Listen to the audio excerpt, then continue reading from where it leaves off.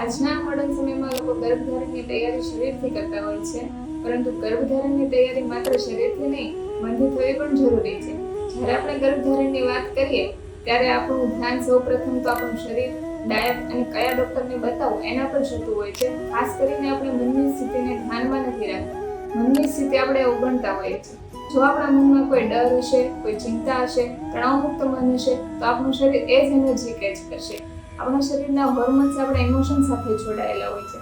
જો આપણું મન શાંત અને સુરક્ષિત હશે તો આપણા શરીરમાં પોઝિટિવ એનર્જી કેચ થશે.